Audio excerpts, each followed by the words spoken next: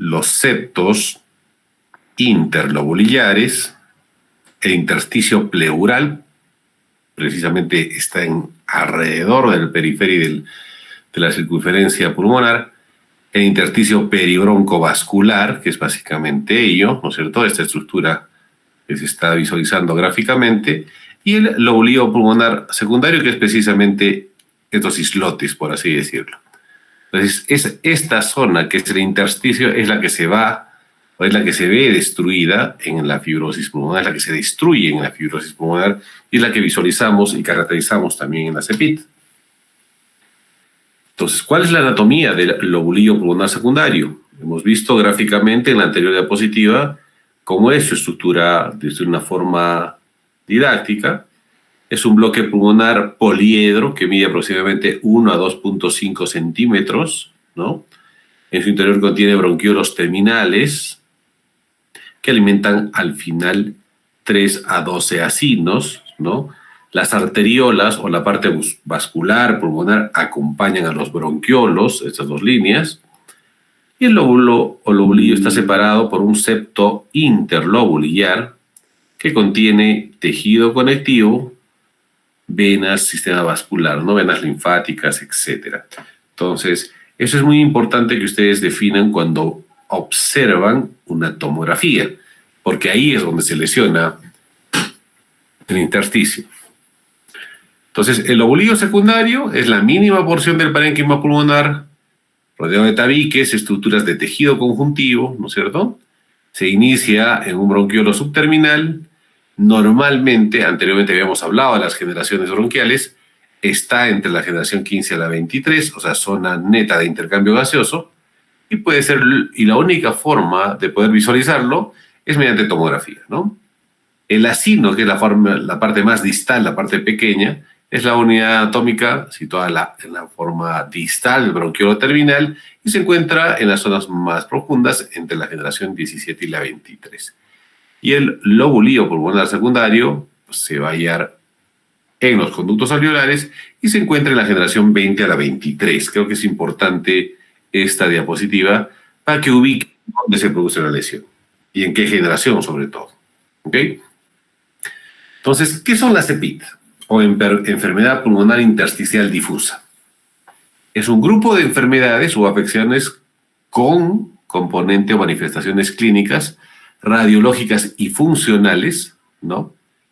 Que solo, lastimosamente, el 35% de ellas se puede identificar qué es la que está causando este deterioro intersticial y que la van a producir más de 300 enfermedades.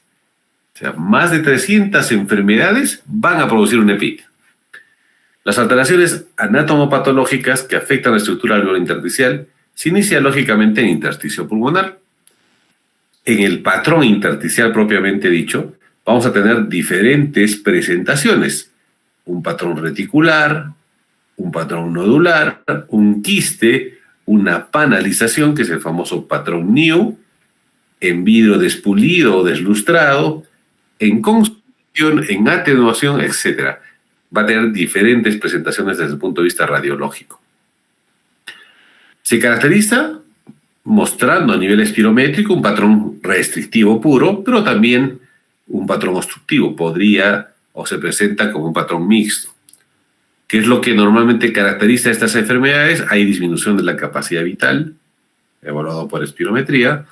Hay disminución de la capacidad pulmonar total, evaluado por pletismografía, ojo. Y hay disminución de la difusión de gases, medida por DLSO, ¿no? Entonces, esta última parte es muy importante que lo tengan en cuenta, ¿no? Que las características desde el punto de vista de función pulmonar es precisamente estas tres. Disminución de capacidad vital, disminución de capacidad pulmonar total y disminución de difusión de gases. Entonces, hemos visto en la anterior diapositiva que solo el 35% de las etiologías podemos identificar el agente que causó la fibrosis pulmonar. En cuanto a la epidemiología real es desconocida, ¿no? Porque las diferentes patologías que la producen son de diferente índole y clasificación, Se estima que hay entre 13 y 20 pacientes de 100.000 habitantes es la incidencia. La fibrosis pulmonar idiopática es más frecuente, seguido por la sarcoidosis y enfermedades de tejido conectivo, cuando tenemos este tipo de afectación a nivel pulmonar. De estos, el 2 a 3% se habla de casos familiares que presentan mutación del G surfactante C. Se habla en los últimos 10 años de una EPI, ¿no? Una enfermedad pulmonar difusa familiar. Y precisamente son los casos familiares de este tipo de enfermedad donde vemos familia donde el antecedente genético es predominante y de generación en generación hay pacientes o recaen en pacientes con fibrosis pulmonar, abuelos, papás, etc. También se indica que hay alteración del gen AB del surfactante en este tipo de pacientes. Entonces, ¿qué características tiene o cómo clasificamos las EPIT? Vamos a clasificarlas de causa conocida, las idiopáticas y de otras causas. Dentro de las causas conocidas, a la cabeza, las enfermedades de tejido conectivo, lo primero. Lo segundo, las neumoconiosis o exposición a agentes inorgánicos y orgánicos, exposición a fármacos, radioterapia, exposición a polvos orgánicos como las neumonitis por hipersensibilidad, polvos orgánicos, y las enfermedades hereditarias a la cabeza, la Hermansky-Puldak fundamentalmente. Causas de causa conocida. Las enfermedades intersticiales de forma idiopática la vamos a clasificar en 3, comunes, raras y las inclasificables. Esta diapositiva es muy importante, la vamos a ir hablando reiteradamente en las siguientes diapositivas. Dentro de las comunes, la fibrosis pulmonar idiopática, consideramos que esta es el 75-80%, la neumonía intersticial no específica, la bronquiolitis respiratoria asociada a enfermedad pulmonar intersticial, la neumonía intersticial descamativa, la neumonía organizativa criptogénica, la neumonía intersticial aguda. Dentro de las raras, la neumonía intersticial linfoidea, la fibrolastosis pleuropulmonar, que es una transición que caracteriza a esta patología, y las inclasificables. Y dentro de las otras causas que se han descrito que causan EPIT, la sarcoidosis, la histiocytosis X, mediante la patología que es la granulomatosis de células de Langerhans, la proteinosis alveolar, la microlitiasis alveolar, la linfangioliomatosis pulmonar, las eosinofilias pulmonares y la amiloidosis. Dentro de las otras causas que a la larga causan fibrosis pulmonar. Entonces, resumiendo lo anterior, pero desde otra perspectiva, la EPIT va a tener 2 clasificaciones también, dependiendo de la respuesta pulmonar y dependiendo de la respuesta granulomatosa.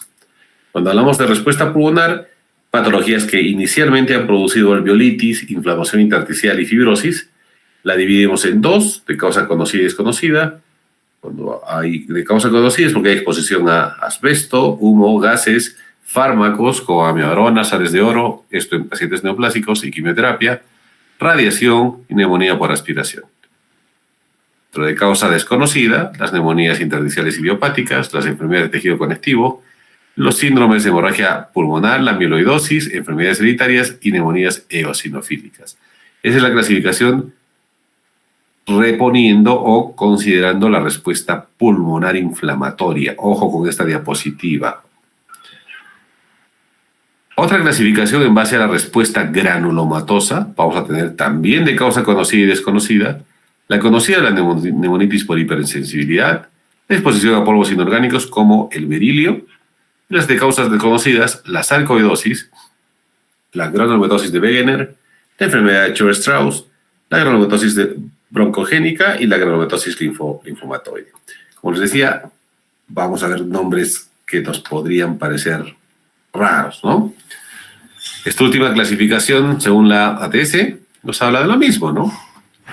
Es una publicación reciente donde nos cataloga a la enfermedad pulmonar intersticial de causas conocidas, enfermedades de tejido conectivo, por fármacos y exposición ocupacional, las granulomatosas, la sarcoidosis, las neumonitis por hipersensibilidad, las neumonías intersticiales puramente idiopáticas, donde vamos a tener a la fibrosis pulmonar idiopática, a la neumonía intersticial no específica, a la neumonía organizativa criptogénica, a la bronquiolitis respiratoria, a la neumonía excavativa intersticial y a la neumonía intersticial aguda, lo mismo que hemos mencionado en la anterior diapositiva, ¿no? Y dentro de otras, vamos a tener a la linfoleumatosis pulmonar, la histocitosis X o la granulomatosis de células de Langerhans y la histocitosis X, ¿no?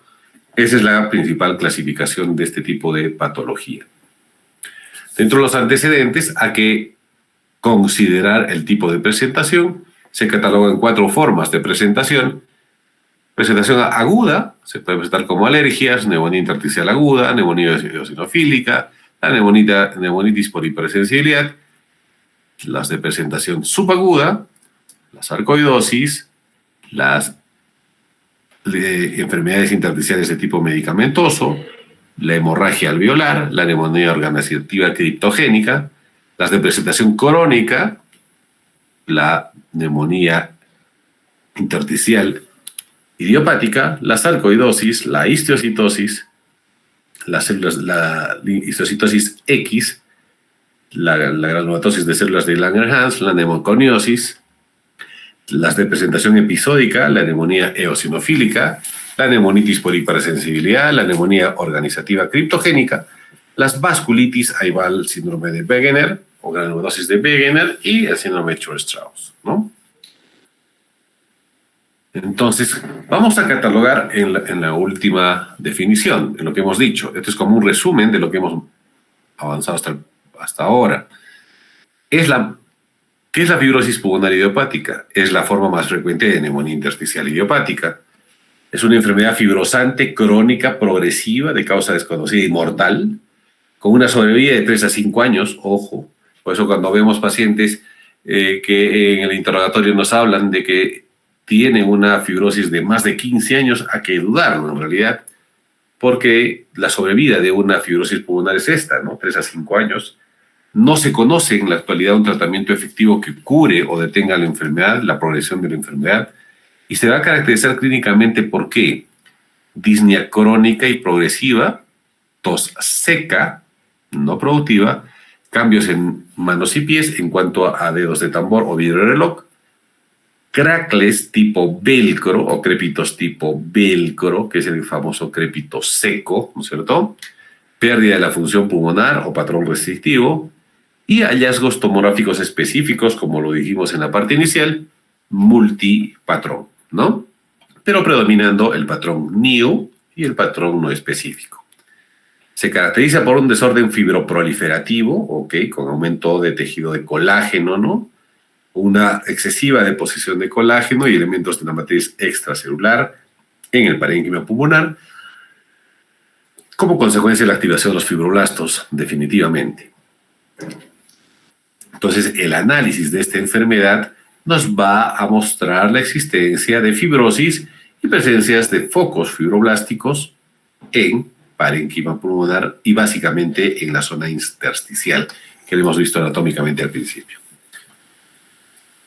Entonces, esta lámina ya la hemos visto anteriormente, o sea, no vamos a correr esta parte, ¿cierto? La progresión de la enfermedad en el tiempo, en los años, es bastante alta, ¿no? La sobrevida, 3 a 5 años, que inicialmente va a tener periodos asintomáticos por meses o años. Se van a producir microlesiones pulmonares imperceptibles en el paciente, por ello, los primeros 5 años no hay mayor síntoma. Cuando se inicia los síntomas podría haber un curso rápidamente progresivo con exacerbaciones agudas en el tiempo que pudiesen hacer que el paciente en este lapso de tiempo hasta los 10 años pudiese decaer ostensiblemente su sobrevida. La fibrosis pulmonar es una enfermedad altamente mortal por las características y complicaciones, la limitación funcional que requiere o que demanda o que causa en el paciente, y eso es lo que debemos valorar. Se han duplicado algunas diapositivas. En cuanto a la clasificación, es muy importante que me sepan estas. ¿Por qué? Porque nosotros cuando hagamos una pregunta, que siempre la hacemos, vamos a indicar, ¿no? Según la clasificación de la enfermedad intersticial, cuáles son las posibles causas causadas por agentes ambientales, ocupacionales o fármacos, por ejemplo. Pues empecemos. asociada a enfermedades reumatológicas, esclerosis sistémica, artritis reumática, el lupus granulomatoso o eritematoso sistémico, granulomatosis de Wegener, granulomatosis de Church-Strauss y la hemorragia alveolar, asociadas a enfermedades reumatológicas y vasculitis. Las causas ocupacionales o fármacos: alveolitis alérgica extrínseca, silicosis, asbestosis, exposición a hierro, siderosis, fármacos y quimioterapia y radiación. Enfermedades granulomatosas propias: sarcoidosis, alveolitis alérgica extrínseca. Dentro de las neumonías intersticiales idiopáticas, la fibrosis pulmonar idiopática, la neumonía intersticial no específica, la neumonía intersticial descamativa, la bronquiolitis respiratoria asociada a enfermedades pulmonares intersticiales, la neumonía intersticial aguda, la neumonía organizada criptogénica, la neumonía intersticial linfocítica. Dentro de otras enfermedades pulmonares difusas, la proteinosis alveolar, las eosinofilias pulmonares, la linfangioliomatosis pulmonar y la granulomatosis de células de Langerhans o histocitosis X. Dentro de los diagnósticos diferenciales, edema pulmonar, esta tablita es importante que lo tengan en cuenta, cuáles nos podrían dar un diagnóstico diferencial: edema pulmonar, bronquiectasias, neumonías bilaterales, tuberculosis miliar, neumonías virales entrarían acá también, linfangitis carcinomatosa, carcinoma bronquioliolar y linfoma. Con los que rotan conmigo prácticas, muchas veces algunos colegas colocan EPIT con tuberculosis miliar, ¿no es cierto? Entonces hay una confusión, entra como diagnóstico diferencial.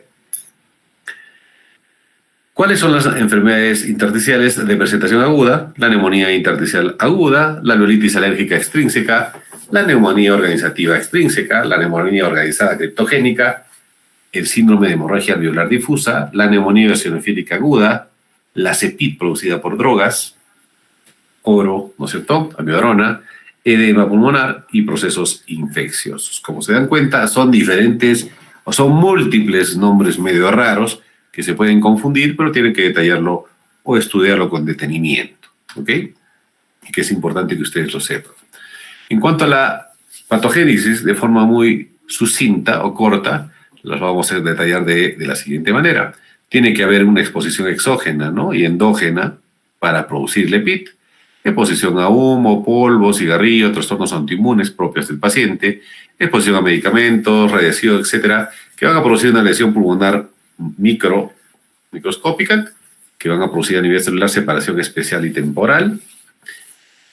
Va a haber una cicatrización, una lesión en parénquima pulmonar, que por predisposición genética y trastornos inmunitarios puede producir homeostasis pulmonar o alteración en la vascularización o alteración de la hematosis del oxígeno, y por ende, si no hay una buena cicatrización, una fibrosis pulmonar, ¿no?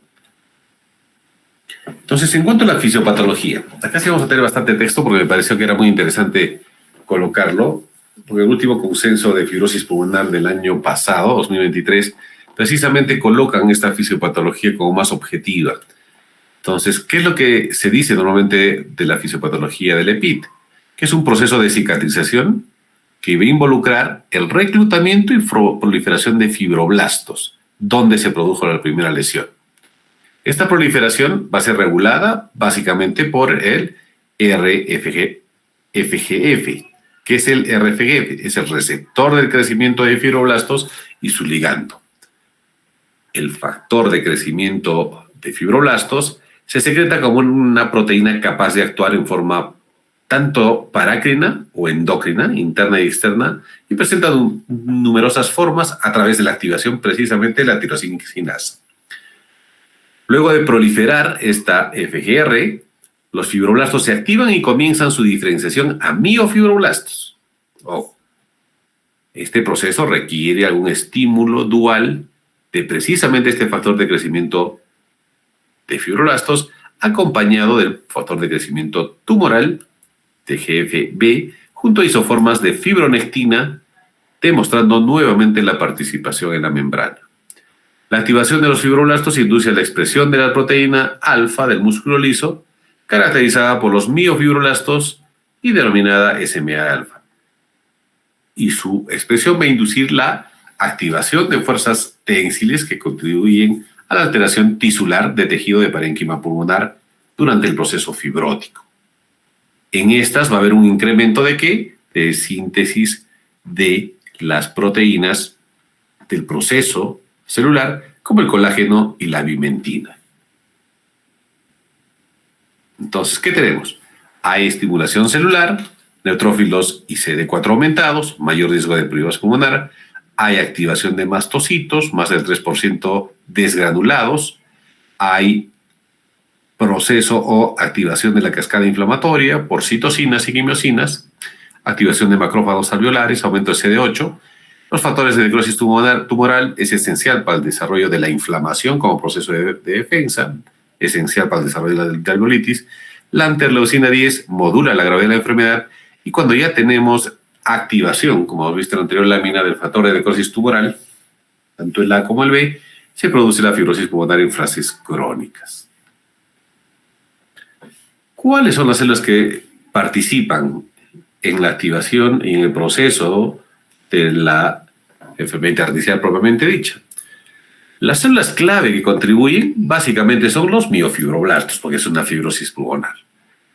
Estas no solo se van a activar en los fibroblastos residentes, sino también se van a diferenciar a partir de células epiteliales como los neumocitos.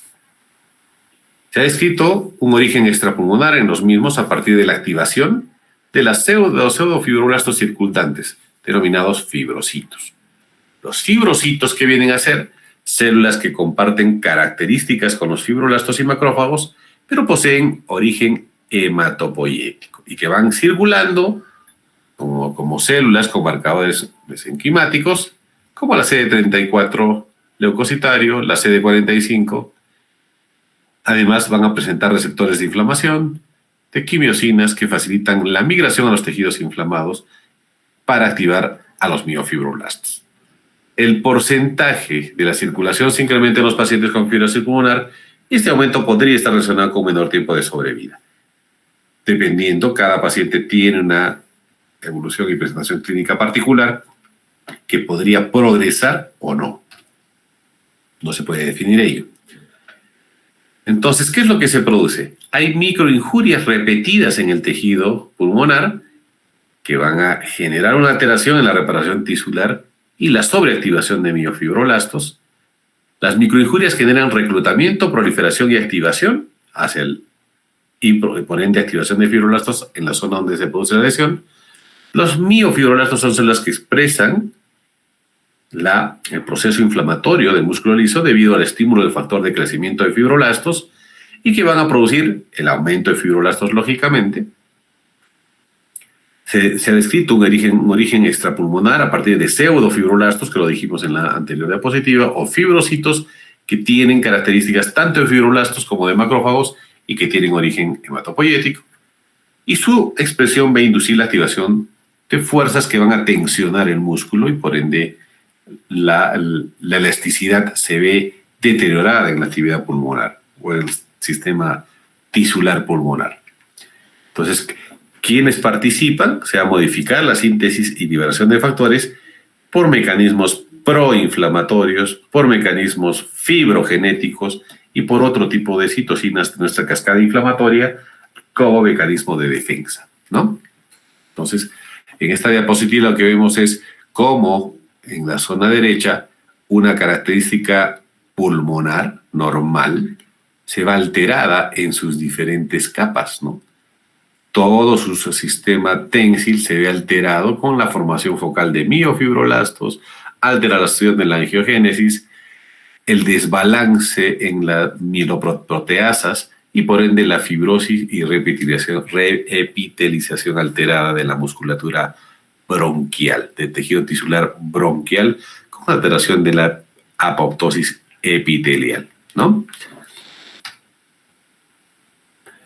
Se ha descrito también la presencia de genes en la EPIT, en la fibrosis pulmonar idiopática.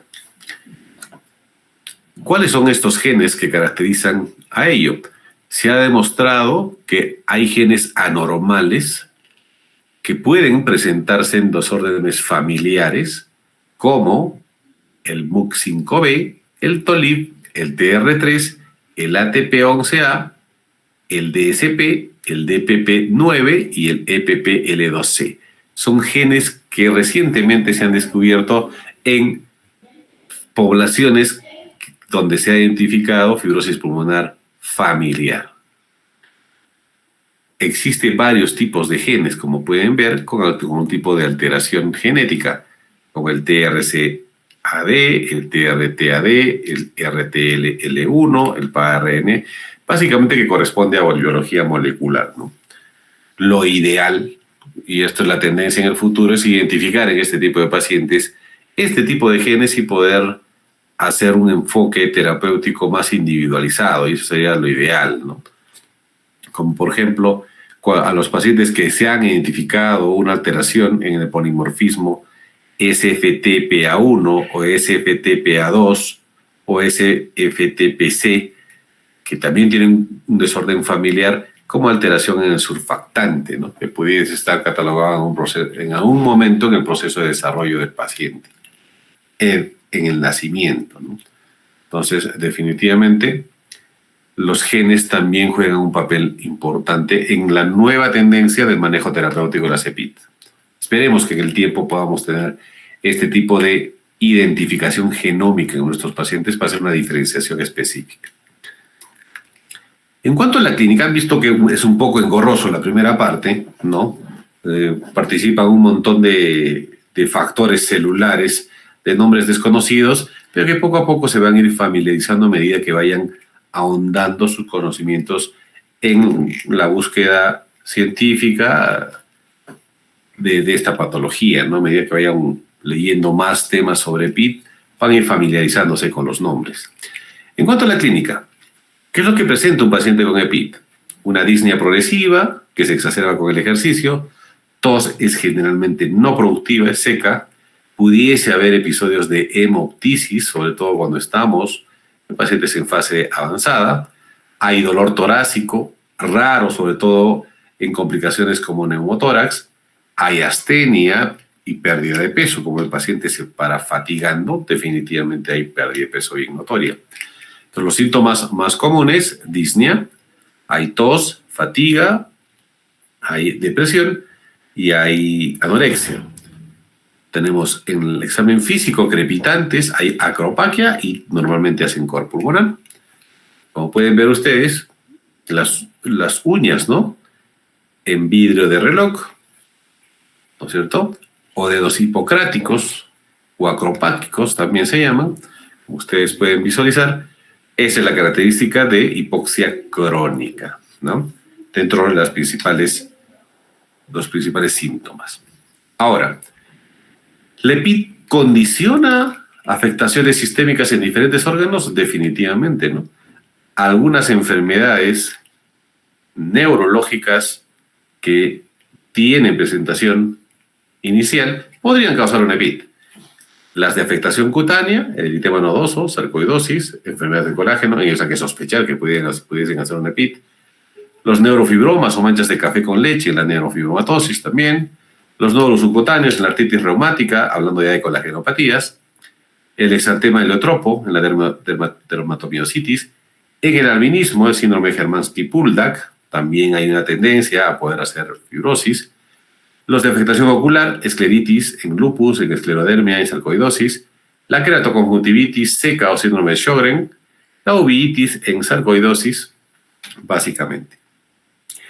La afectación a nivel musculoesquelético, la miositis, enfermedades del colágeno, la artritis, la sarcoidosis, enfermedades del colágeno, la histiocytosis X en afectaciones óseas, en sarcoidosis, la afectación neurológica, la sarcoidosis, la neurofibromatosis, la esclerosis tuberosa, renal, angiolipomas o linfangiomatosis, síndrome nefrótico, amiloidosis, lupus, las glomulonefritis, enfermedades del colágeno, para que vean cómo la EPID puede condicionar este tipo de complicaciones, ¿no?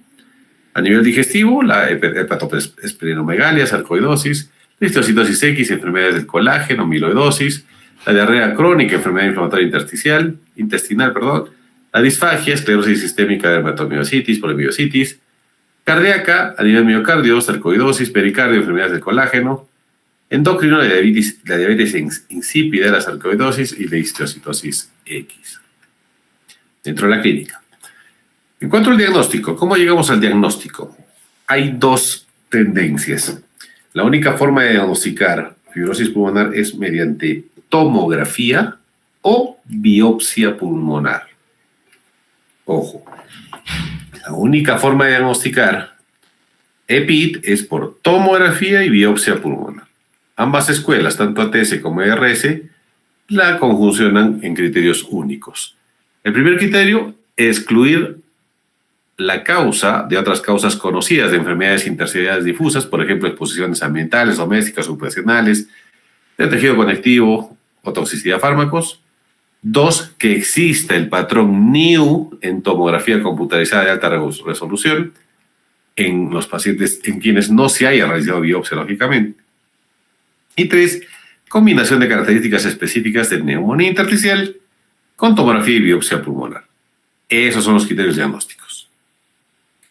Entonces, la fibrosis pulmonar idiopática en cuanto al tiempo va a tener predisposición genética, fibroelastosis pulmonar, una presentación no específica y un patrón NIO o panal de abejas, que en el tiempo se va a presentar. Eso lo vamos a ver claramente, pero esa es la progresión normal. Tiene que haber predisposición genética, una fibroelastosis pulmonar, un patrón intersticial no específico y el famoso patrón en panal de abejas, ¿no? O el honeycombing, ¿no? Entonces, eso lo vamos a ver más adelante con diapositivas más específicas. Dentro del diagnóstico histológico, ¿qué vías tenemos? Una criobiopsia por broncofibroscopía, una toracoscopía asistida, una toracotomía. No se recomienda la biopsia transbronquial por broncofibro en este tipo de casos, por el riesgo de poder provocar un neumotórax. Entonces, ¿cuál es el algoritmo de diagnóstico de la EPID? Anamnesis, examen físico exhaustivo, radiografía tórax, bioquímica sanguínea y pruebas de función pulmonar. Dentro de los diagnósticos diferenciales siempre tenemos que tener a la mano TB miliar, neumonías, bronquiectasias, infecciones de inmunodeprimido, hemorragia alveolar, etcétera, ¿no? Se hace la tomografía, tenemos ya una característica, para llegar al diagnóstico hacemos una broncofibro, y si no tenemos diagnóstico, realizar recién la biopsia pulmonar. Ojo, si en la tomografía ya tenemos el diagnóstico, en realidad para caracterizar el tipo de patrón intercelular podríamos hacer una broncofibro. Si no tenemos diagnóstico, entramos a la biopsia pulmonar. ¿Qué pruebas de función pulmonar? Tenemos a la cabeza, lo más básico, espirometría y pruebas de volumen pulmonar, ¿no? Estas nos sirven para evaluar la magnitud del problema y el tamaño pulmonar si tenemos patrón restrictivo o obstructivo mixto. Normalmente debería haber un patrón restrictivo, que es la disminución de la capacidad pulmonar total, FEP1, FBC, capacidad funcional residual y volumen residual. Ojo, que la espirometría no mide patrón o volumen residual. Ojo. Nos ayuda a determinar el pronóstico en pacientes con neumonía intersticial idiopática. Dentro de la capacidad de difusión de monóxido del DLCO, reducción de la capacidad de difusión de monóxido de carbono por desequilibrio de la relación ventilación-perfusión, ¿no? El hallazgo específico es que no coincide con la fase de la enfermedad normalmente, y la gasometría, que también nos sirve en reposo, nos va a revelar hipoxemia, si hay un trastorno ácido-base, alcalosis o acidosis respiratoria, si es que hay retención de CO2 o no, que es poco frecuente, pero normalmente se presenta esto en pacientes de insuficiencia respiratoria crónica, no severa, en estadios avanzados. Esta lámina es importante, muchachos, siempre la pongo. ¿Cuáles son los criterios mayores y menores del diagnóstico? Debe cumplirse 4 criterios mayores, esto según ATS, junto a un mínimo de 3 criterios mayores. Ojo, 4 mayores junto a 3 menores. Excluir otras causas de PIT, lógicamente. Alteraciones en las pruebas de función respiratoria, como disminución de la capacidad vital funcional, o un DLCO incrementado, o disminuido, perdón. Incremento del gradiente alveolar arterial. Ustedes saben bien que el basal es 5 a 10, ¿no es cierto? Incremento. Alteraciones típicas de las imágenes del tacar de tórax, biopsia transbronquial o lavado bronquialveolar que descarten otros diagnósticos alternativos como criterios mayores. Criterios menores, edad mayor a 50 años, que es el punto de corte en la CEPID, disnea de esfuerzo progresivo, no explicada por otras causas, duración de los síntomas superior a 3 meses y crepitantes secos, bivasales y persistentes, que es la característica del velcro. Bivasal persistente en ambos lados, crepito seco. ¿Ok? Entonces son los criterios mayores y menores que ustedes lo deben saber. Dentro de la analítica sanguínea, ¿qué es lo que encontramos? Si presentamos en la flujometría de flujo Eosinofilia, nos va a corresponder a eosinofilias pulmonares. Si hay aumento de lactato de deshidrogenasa, una proteídosis alveolar, esto por broncofibroscopía, lógicamente. Si hay hipercalcemia sarcoidosis. Si se ha identificado enzimas musculares tipo CPK o aldolasa, dermatomiositis o polimiositis. Si ha identificado anticuerpo anti-Jo, dermatomiositis y polimiositis. Si hay factor reumatoide, artritis reumática propiamente dicha. Si hay anticuerpos antitisulares, lupus eritematoso sistémico. Si se han identificado presepitinas séricas, alveolitis alérgica extrínseca, nos va a la característica, esto por lavado bronquiolveolar. Entonces, el lavado bronquiolveolar nos va a aportar bastante información. Como valor diagnóstico, en la proteinosis alveolar, lógicamente material proteináceo, ácido paraminosalicílico positivo, Alcian Blue negativo, cuerpos lamelares en microscopía. Ojo, si presentamos cuerpos lamerales en microscopía de una muestra de lavado bronquiolveolar, proteinosis alveolar. En la histocitosis pulmonar de células de Langerhans va a haber células CD1 mayor al 5%. Se va a encontrar gránulos de Bierberg, ojo, gránulos de Bierberg en microscopía en histocitosis pulmonar. Si hay eosinofilia, lógicamente es una eosinofilia pulmonar. Y lógicamente que hay unas características importantes que nos sirven como orientación. En la sarcoidosis va a haber predominio de linfocitos, cociente linfometario TCD4 más TC8 mayor a 3.5.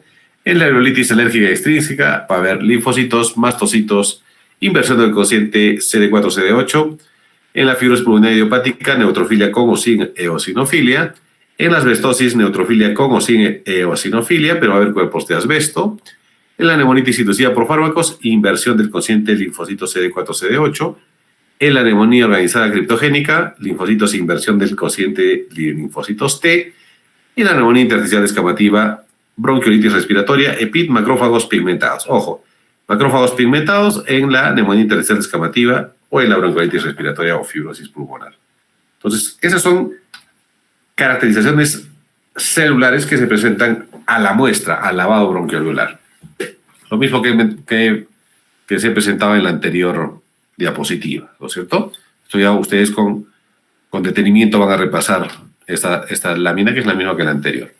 Ahora, ¿en qué circunstancias se debe hacer una biopsia pulmonar? ¿Y en cuáles se debe evitar? Situaciones en las cuales se debe evitar una biopsia pulmonar. Pacientes con criterios clínicos radiológicos de fibrosis, si está con un patrón NIU, ¿para que le hacemos una fibrosis? Ya está el diagnóstico. O panal, ¿no es cierto? En pacientes asintomáticos o pausisintomáticos con una función pulmonar conservada, puede estar justificada la opción de observación y seguimiento. En ellos no se hace biopsia. En la actualidad raramente se hace biopsia porque el patrón tomográfico es bastante sensible. ¿En qué pacientes con indicación absoluta de biopsia? Aquellos pacientes que tengan manifestaciones extrapulmonares no explicables como fiebre, pérdida de peso, sudoración, hemoptisis o vasculitis periférica. En pacientes relativamente jóvenes, menores a 50 años, una tomografía no característica de fibrosis pulmonar, ausencia del diagnóstico en el lavado bronquiolveolar o la biopsia transbronquial, y una enfermedad claramente progresiva, ahí sí la indicación es una biopsia pulmonar quirúrgica. La radiología es la base del tratamiento de la EPID. Entonces, ¿cómo llegamos al EPID? Hay algunos patrones que nos pueden llamar la atención. Primero, a radiología de tórax, que es lo que tenemos a primera mano. Pero antes de una tomografía, inicialmente tenemos una radiografía de tórax. Entonces, si tenemos predominio de infiltrados en las zonas medias o superiores de los pulmones, pensar en sarcoidosis, histocitosis X, silicosis, fibrosis quística. Y en esto medio lo primero que podríamos pensar es silicosis, ¿no? Dependiendo del antecedente epidemiológico, si es minero o algo por el estilo. Si hay un patrón alveolar, proteinosis, hemorragia alveolar difusa, edema pulmonar, neumonía eosinofílica o un carcinoma bronquiolveolar. Si tenemos un patrón micronodular, la primera sospecha es TB miliar, silicosis, sarcoidosis, alveolitis alérgica extrínseca, estiocitosis X, etc. Si tenemos las líneas B de Kerley, edema pulmonar, linfangitis carcinomatosa, si hay un patrón en panal, fibrosis pulmonar idiopática de plano, cualquier alveolitis fibrosante en estadio avanzado, si hay adenopatías ciliares, sarcoidosis, beriliosis, silicosis, si hay adenopatías mediastinales, sarcoidosis, linfomas, tuberculosis, silicosis, carcinomas, si hay neumotórax, histocitosis X, linfangioleumatoses, Si hay efusión pleural, enfermedades reumatológicas, fármacos, asbesto. Si se trata de quilotórax, linfangioleudomatosis, esclerosis tuberosa y linfoma. Y si hay un cuadro de hiperinsuflación pulmonar, linfangioleudomatosis pulmonar, histocitosis X, silicosis y fibrosis quística a nivel de rayos X. Este es el famoso patrón reticular o en redecillas, ¿no? Lo conocen como patrón retículo intersticial o como redes. Tenemos un patrón retículo nodular, hay nódulos en las redecillas, ya empieza a presentar nódulos. Ojo que el intersticio es esta parte externa, donde se va a verificar toda la parte de la destrucción del parénquima. Patrón en panal de abejas a la radiografía de tórax, claramente definido, ¿no? Como un panalito lleno de agujeros localizados, generalmente bivasales, o patrón en honeycombing, ¿no? Esta es una imagen para ver las limitaciones que tiene la radiografía básica de tórax. Vemos una radiografía aparentemente con estado de hiperinsuflación y vemos cómo se manifiesta en la tomografía. Miren la diferencia, ese mismo paciente, ojo, es una mujer joven, edad fértil, radiología posterior anterior en la que se observa patrón intersticial reticular bilateral, en realidad no se diferencia claramente, el externo sí, ¿no es cierto? El intersticio es esta parte externa. Y en atacar demuestra de forma muy clara los múltiples quistes aéreos de la pared firme distribuidos difusamente en las pulmonares. Esto es una linfangioleudomatosis pulmonar por si acaso. ¿Ok? Listo. Vamos con esta segunda. Miren también, esta nos da una impresión que fuese una neumonía de tipo viral, bilateral, ¿no es cierto? Varón con disnea, con varios meses de evolución, una PA en la que se aprecia un patrón intersticial bilateral, sí, claramente, no hay una consolidación marcada, ¿no? De predominio basal. Y la tomografía, que pone de manifiesto un patrón empredado que es crazy pabbing, ¿no? Bilateral y bastante difuso, formada por áreas de aumento de atenuación, pero que no borran los pasos en vidrios milireados. Sí, hay una imagen en vidrio despulido desmilireado y un engrosamiento de los septos. Esta especie de geometrización de los septos intersticiales, ¿no es cierto? Y el tratamiento de septos interlobulares, en el lavado bronquial se recupera un fluido de aspecto lechoso con material proteináceo correspondiente a una proteinosis alveolar, ¿no?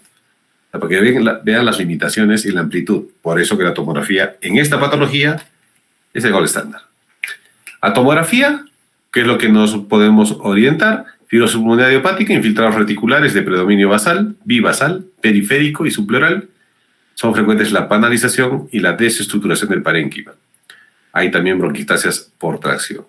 En la neumonía intersticial no específica, densidad de vidrio deslustrado de predominio bivasal y subpleural, engrosamiento de los septos interlobulares, intralobulares y también hay desestructuración del parénquima. Con bronquitasias de tracción, panalización es menos frecuente en este tipo de patología. En la sarcoidosis, ¿qué encontramos? Nódulos, habitualmente de 5 a 10 milímetros, de localización peribroncovascular, adenopatías ciliares y mediastínicas, normalmente en predominios superiores, sarcoidosis. Histocitosis X, micronódulos de distribución peribroncovascular que con frecuencia se cavitan, formando quistes aéreos, habitualmente de menos de 10 milímetros, de predominio en los campos medios y superiores. Los ángulos costofrénicos suelen estar respetados. La linfangioleudomatosis, espacios quísticos de distinto tamaño distribuidos difusamente, con parénquima circundante relativamente normal. Básicamente la característica de la linfangioleudomatosis es la distribución de quistes en todo el contorno, ¿no? Como hemos visto anteriormente. Entonces, ¿qué es lo que dice la clasificación? Si encontramos un patrón NIU usual, esta tiene una característica de ser subpleural y previamente es bivasal. Tiene anormalidades reticulares, como lo hemos visto, hay panalización con o sin bronquiectasias de tracción y podría haber ausencia de las figuras de la tercera, ¿no? Ahorita vamos a definir eso. Posible patrón NIO, el NIO es el más importante, que sea subpleural, predominio basal, hay anormalidades reticulares y hay ausencia de las características de la figura, o sea, no hay panal, fundamentalmente. O sea, si hay panal ya se está confirmando el NIO. Posible es que no haya panal. Y que sea incompatible, que el predominio sea en lóbulos superiores o medios, tiene que ser basal, que haya predominio peribroncovascular, que haya extensivo vidrio despulido, más nos habla de un patrón no específico, ¿no? Mayor extensión de anormalidades reticulares, que haya micronódulos bilaterales o bivasales en lóbulos superiores normalmente, que se presenten discretos quistes, a eso se refiere la tercera columna, o sea, que haya estas características y no haya el panal, que haya quistes, que haya atenuación en mosaico, que haya consolidación de segmentos para descartar el patrón new usual, ¿no? Entonces lo mismo, pero de una literatura más actualizada, 2018, donde nos habla lo mismo, ¿no? Nos habla de destrucción, de un patrón en panal de abejas, predominio subpleural, con una distribución paraseptal, ¿no es cierto? Hay presencia de fibroblastos, o mejor dicho, tejido fibrótico, es el famoso patrón NIU, similar a lo que hemos mencionado. Es la misma diapositiva anterior, solo que está en inglés, ¿no? Listo. Entonces, acá hay una imagen más clara. Las imágenes son mucho más características que la que podemos evidenciar en texto, ¿no? Estas panalizaciones es el famoso patrón NIU, panalización en panal de abeja. Eso nos indica que definitivamente el paciente está en un estadio avanzado. Ojo, irreversible es la fibrosis pulmonar. Entonces, ¿qué tenemos? Opacidad articular basal, subpleural bilateral, diagnóstico posible de patrón usual, diagnóstico definitivo con panal de abeja, rasgo más específico del patrón usual, rasgo de destacar, espacios aéreos quísticos agrupados de diámetro 3 a 20 milímetros, distribución subpleural y la pared bien gruesa bien definida. Tiene que ser subpleural la panalización, ojo. Panal de abeja en distribución apropiada, valor predictivo positivo de patrón histológico con neumonía intersticial, más de 90 a 100%. La sensibilidad es bastante alta de este tipo de patología, ¿no? Tenemos una panalización bien marcada, nos está definiendo el diagnóstico. Tenemos neumonía intersticial usual, ¿no? Y una fibroelastosis pulmonar. Acá tenemos, por ejemplo, una fibroelastosis en camino a panalización, ¿no? Paciente que ya empieza a tener, aparte que este paciente ya tiene un fibrotórax, como ustedes pueden ver, el derecho es mucho más grande que el izquierdo, está compensando al izquierdo, ¿no? Probablemente una enfermedad secular previa. Entonces, los patrones que hemos visto a nivel radiológico, esta imagen es mucho más didáctica, un patrón reticular en redecillas, ¿no? A nivel topográfico, un patrón nodular, ¿no? Como bolas de billar, nódulos, un patrón alveolar como nubes, ¿no es cierto? Alveolar, y el quístico, ¿no? Como un creso Cruye. El patrón es quísticos que ustedes tienen que tener en la cabecita para poder diferenciarlo. El patrón reticular tiene septos interlobulillares visibles debido al engrosamiento uniforme, normalmente presencia de líneas de Kerley. La podemos encontrar en edema pulmonar, en hemorragia pulmonar, en linfangitis carcinomatosa, en linfomas y leucemias, amiloidosis y en las propias neumonías. Patrón reticular. Un patrón nodular, ¿no? Cuando veamos este patrón nodular tipo rosario, es sarcoidosis a la cabeza, ¿no? Septos interlobulares visibles debido al engrosamiento nodular con puntos o pelotitas, que son estas de acá. Generalmente este tipo de presentación radiológica, en la mayoría de los casos apunta a sarcoidosis, pero podría ser linfangitis carcinomatosa, linfoma, silicosis, neumonitis intersticial linfocítica y amiloidosis, patrón nodular.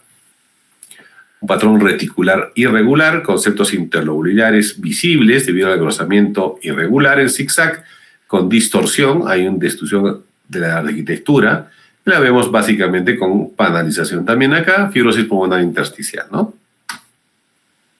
Un patrón nodular al azar, esto ya básicamente no podemos olvidar, es una meta, ¿no?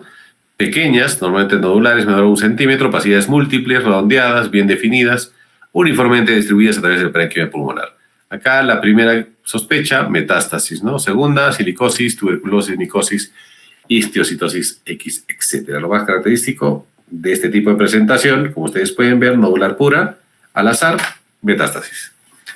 Un patrón alveolar en vidrio ilustrado, opacidad aumentada del parénquima pulmonar con puntos anatómicos aún que se encuentran visibles, un patrón netamente en vidrio pulido, ¿no? Vidrio deslustrado, en neumonías, edema pulmonar, hemorragia pulmonar, neumonitis por hipersensibilidad, neumonía intersticial escamativa o una proteinosis alveolar, ¿no? Tiene varios contextos. Dependiendo del lavado o la característica del lavado bronquialveolar, podemos definir cuál de las patologías se presentan. Más apunta a un cuadro neumónico, ¿no? Y edema pulmonar. Patrón alveolar con consolidación, opacidad aumentada del parénquima pulmonar, faltan los puntos anatómicos, broncograma aéreo, ¿no? Broncograma aéreo, hemorragia pulmonar, edema pulmonar, proteinosis alveolar, neumonía eosinofílica aguda, bronquiolitis obliterante, neumonitis por radioterapia e infarto pulmonar en zonas de poca vascularización. La imagen no es tan no es muy clara en realidad, pero la atenuación y la alteración de la arquitectura es bien clara, ¿no es cierto? Patrón alveolar con consolidación. Patrón quístico al azar, lesiones cavitadas, redondeadas, bien definidas, de paredes delgadas, con confluencia de elementos posiblemente con bronquiectasias, histocitosis X, linfangiolematosis, esto es una linfangiolematosis, sarcoidosis, neumonía artificial linfocítica, neumonía por neumocitis girovesi, panalización, enfisema centrolobulillar, ¿no? Normalmente tiene ese patrón. Como ustedes pueden ver, la tomografía nos da mucho mayor información. Patrón quístico en panal, espacios quísticos con paredes delgadas, bien definidas, arquitectura del lóbulo, el lobulillo secundario distorsionado u obliterado, bronquiectasis atracción, neumonía intersticial usual, ¿no? Patrón NIO, una EPIT claramente definida, enfermedades del colágeno también, asbestosis, neumonitis por hipersensibilidad, fibrosis inducida por fármacos para condicionar un cuadro intersticial.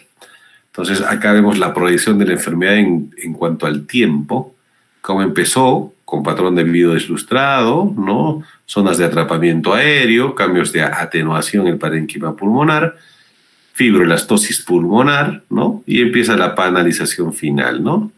La panalización final en un paciente que se hizo el seguimiento radiológico.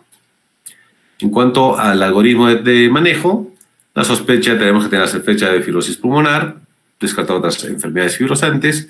Si no, tenemos la enfermedad clara, una tomografía. Si encontramos el patrón NIO, claro definido, definitivamente es una fibrosis pulmonar, o una posible NIO, ¿no? O sea, hace la biopsia si no tenemos el diagnóstico claro, la histología, probable NIO, posible NIO o no clasificado, a que el manejo siempre va a ser multidisciplinario, es una enfermedad que la pueden causar múltiples afectación de diferentes órganos, por ende el tratamiento es multidisciplinario. Si la característica no es característica de otra enfermedad, también no es una fibrosis pulmonar y se hace el tratamiento correspondiente, ¿no? Pues, ¿cuál es el tratamiento? Normalmente el diagnóstico farmacológico. Tenemos 2 medicamentos identificados, investigados y que se utilizan, como es el nintedanib y la pirfenidona. Son los 2 medicamentos que se utilizan para el tratamiento. Ojo, que no logran curar la enfermedad, simplemente es un control o detenimiento de la progresión de la enfermedad. Y el no farmacológico, oxígeno suplementario, rehabilitación pulmonar, que es muy importante, manejo de las comorbilidades. Normalmente estos pacientes hacen hipertensión pulmonar, hacen cor pulmonar, manejo de reflujo gastroesofágico si hubiese, manejo del síndrome de apnea obstructiva del sueño o cáncer pulmonar, que esto pudiese haber. El control, el manejo paliativo para el control de los síntomas. Normalmente eso es lo que se debe realizar, ¿no? Normalmente en este tipo de pacientes la evaluación y el seguimiento debe ser con pruebas de función pulmonar. Desde la caminata, normalmente 4 a 6 meses, ¿no? Considerar pruebas de función pulmonar o un escáner para descartar un cáncer pulmonar, dado que hay debilidad, por así decirlo, o una baja de defensas desde el punto de vista pulmonar, la posibilidad de cáncer es alta, entonces se tiene que hacer un tamizaje y observación que es muy importante, ¿no? Manejo de las exacerbaciones, que es importante, cómo se manejan las exacerbaciones con corticoides orales, igual que las enfermedades obstructivas, fundamentalmente, y manejo paliativo para los síntomas, ¿no? Y evaluación, si es un paciente joven que califique, la posibilidad de trasplante pulmonar en esta patología sí es aceptada. Entonces, el tratamiento, pirfenidona nintedanib, dentro del tratamiento farmacológico. La pirfenidona es un fármaco con propiedades antiinflamatorias y antifibróticas, inhibe la proliferación fibroblástica y la síntesis de proteínas progenitoras y citocinas. El nintedanib es un potente inhibidor de la tirosina sinasa que actúa sobre los receptores de factores de crecimiento endotelial. O sea, el más importante de este, si el más efectivo, definitivamente sería el nintedanib, pero con costo bastante elevado, ojo, en diferencia de la pirfenidona, pero el que más indicado sería el nintedanib, ¿no? Entonces se ha demostrado que las 2 drogas que se utilizan nos sirven, por ejemplo, pirfenidona como antifibrótico, como antiinflamatorio, como antioxidante y anti-TG, factor de crecimiento de fibroblastos, ¿no es cierto? Recomendación débil, por eso que no es tan. En monoterapia como antioxidante no se recomienda. La N-acetilcisteína, que lo utilizamos muy rutinariamente, esto como manejo paliativo sintomático, lo utilizamos como antioxidante, recomendación muy débil de beneficio en realidad. Y los otros medicamentos que no tienen mayor relevancia en el tratamiento, como son esteroides, inmunosupresores, anticoagulantes, el Bosentan, que se utiliza para hipertensión pulmonar, la colchicina, ciclosporina, interferón, han demostrado no tener mayor efecto sobre esta enfermedad. Algunos utilizan este tipo de drogas en fibrosis, pero la biografía indica que no hay mayor respuesta, ¿no? Salvo las dos antifibróticas antes mencionadas. Entonces, ¿qué es importante? Hay medicaciones que se han manejado. La pirfenidona reduce la velocidad de la pérdida de función pulmonar, es importante, anual, ¿no? Medida por FBC, por espirometría, y medida por pruebas de función pulmonar como espirometría, DLCO y la caminata de 6 minutos. El nintedanib reduce la velocidad de la pérdida de la función pulmonar. Igual por las mismas características que hemos mencionado anteriormente. El costo varía exponencialmente. Es un cuadro de costos y de diferencias, ¿no? Como ustedes pueden ver, los eventos adversos de ambas drogas básicamente son gástricos y articulares, y el costo, como ustedes pueden ver, mensualmente aproximadamente 1.000 a 1.500 soles, en comparación con el nintedanib, que viene a ser entre 10.000 y 15.000 soles. O sea, ese es el problema. Y este tipo de pacientes, la terapia no va a ser de 1 mes, 2 meses, sino que una vez que implantemos esta terapéutica ya tiene que ser de forma indefinida. Entonces, la pirfenidona, definitivamente en los estudios, en los metaanálisis, ha demostrado que hay mejoría en el cambio del FBC, hay mejoría en los síntomas, hay aumento en el recorrido en la prueba de la caminata de 6 minutos, hay aumento en la saturación, hay un cambio en el DLCO y la disnea, ¿no? Fundamentalmente, ¿no? Mejora la disnea. Entonces, sí nos sirve el medicamento porque hay que saber qué utilizarlo y en qué tipo de pacientes. Si es un paciente que ya está con un patrón NIU, no vamos a dar un antifibrótico porque el parénquima, el intersticio ya está destruido, ¿no? Definitivamente. Entonces, el tratamiento, valorar la enfermedad, es una enfermedad leve, pirfenidona, a moderada, con un DLCO mayor al 35%, una FBC mayor al 50%. Dependiendo de los ensayos clínicos, podemos utilizar N-acetilcisteína, pirfenidona, valorar a los 6 y 12 meses. Si hemos logrado estabilización o mejoría con una disminución de la capacidad vital funcional menor al 10%, o un DLCO menor al 15%, continúa el tratamiento. O sea, a los 6 meses tiene que ser la valoración, ojo. Y si es una enfermedad grave, es porque tenemos un FBC menor al 50%, ojo, mayor al 50% leve moderada, grave menor al 50% de DLCO, FBC, DLCO menor al 35%, mayor al 35% en el leve. Si hay empeoramiento de los síntomas y mayor al caída al 15%, valorar el uso del antifibrótico, valorar combinación terapéutica con pirfenidona y N-acetilcisteína. Ensayos clínicos, valorar cada 3 meses en este tipo de pacientes. Si hay empeoramiento, considerar trasplante pulmonar dependiendo de la edad y si califica, y listo, ¿no?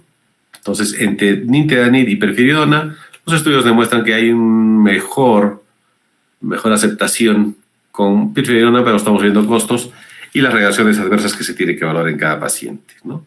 Igual, los varios metaanálisis y estudios demuestran que la pirfenidona tiene una mejor aceptabilidad en comparación que N-acetilcisteína, que en realidad no beneficia casi nada, ¿no? ¿En quién está indicado el tratamiento quirúrgico de la CEPID?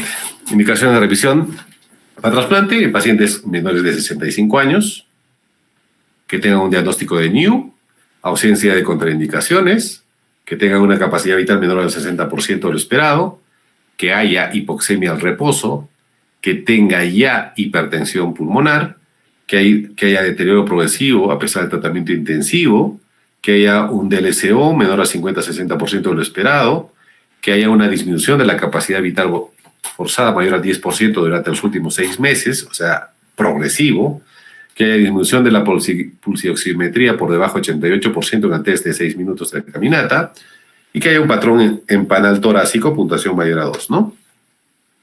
Y esta, que es muy importante, esta diapositiva, muchachos, que tienen que tenerla clara, ojo que siempre pregunto también esto, ¿cuáles son los criterios de estabilización y de empeoramiento? ¿No? Entonces, ¿cuándo la evolución es favorable o tenga una buena respuesta al tratamiento? Cuando hay disminución del grado de disnea o tos, cuando hay disminución de las alteraciones de radiografía de tórax, cuando hay mejoría de la función pulmonar, Quiere decir aumento superior al 10% de FBC o aumento superior al 15% del DLCO o disminución del gradiente alveolar arterial menor al 10 milímetros de mercurio. ¿Cuándo consideramos esa es buena evolución?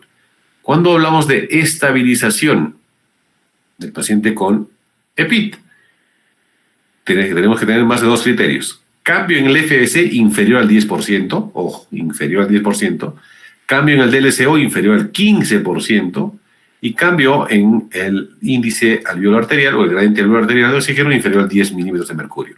Son criterios de estabilización medidos al año. Criterios de empeoramiento, medidos a los 6 meses, no es al año, 6 meses. Empeoramiento. La evolución desfavorable se verá por 2 o más de los siguientes criterios. Incremento del grado de disnea o tos, aumento de las alteraciones radiológicas en tórax o tomografía, especialmente si hay aparición nueva de imágenes en panal de abejas y signos de hipertensión pulmonar, deterioro de alteraciones funcionales como disminución superior al 10% en FBC, disminución superior al 15% en DLCO y aumento del gradiente alveolar arterial mayor al 10%. Ojo con esta diapositiva. Criterios de estabilización y criterios de empeoramiento. Entonces, criterios diagnósticos para estabilización, diagnóstico previo, para una exacerbación, diagnóstico previo, simultáneo de fibrosis pulmonar idiopática, empeoramiento inexplicado o desarrollo de disnea dentro de los últimos 30 días, tomografía con nuevas imágenes en vidrio esmerilado o despulido y consolidación superpuesta al patrón de panal, ausencia de infección pulmonar a través de aspirado endobronquial o lavado bronquialveolar, exclusión de causas alternativas, incluyendo insuficiencia cardíaca, embolismo pulmonar o causas identificables de injuria pulmonar aguda. Esos son los criterios para definir una exacerbación aguda por fibrosis pulmonar, ¿no? 30 días el tiempo corte. ¿Qué es lo que nos dice el índice de supervivencia del GAP? Que es una escala nueva. El GAP tiene solo 3 criterios. La G de género, ¿no? De gender, de un punto si es varón, como la mayoría de enfermedades. A de edad, de age, menor a 60, 0 puntos, 60 a 65, 1 punto, mayor a 65, 2 puntos. Y la P del examen físico, ¿no? A la parte pulmonar. Si tenemos un FBC mayor a 75, 0, si es 50 a 75, 1, menor a 52, si es DLCO, mayor a 55, 0, 36 a 55, 1, menor a 35, 2. Entonces, ¿cómo la clasifica en cuanto a la mortalidad? Si está en 0, 1, estadio 1, ojo con esta tabla también, ¿no? 5.6 de posibilidad por sobrevida al año, si es 4 a 5 puntos, estadio 2, 16%, y miren cómo sube si estamos entre 6 y 8, estadio 3 sube aproximadamente al año 39%, a los 2 años 62% y a los 3 años 77% de mortalidad del paciente que está crónico. Por eso que su enfermedad es de 3 a 5 años, ¿no? Entonces, indicadores predictivos, que la enfermedad a los 6 meses tiene que haber un control, ¿no? Lo más importante es ello. Los indicadores predictivos es de que no haya valoraciones. Para eso están los criterios de estabilidad que hemos mencionado anteriormente, ¿no? Listo. Factores predisponentes a la exacerbación, o sea, ¿qué factores externos pudiesen condicionar que el paciente con EPIT se exacerbe?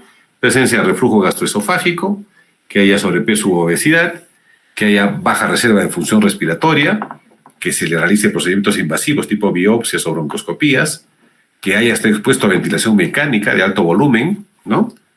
Y que tenga balance positivo en los fluidos, significa que está reteniendo líquido y por ende podría haber ya una falla cardíaca, condiciona que pudiese exacerbarse los cuadros de EPIT.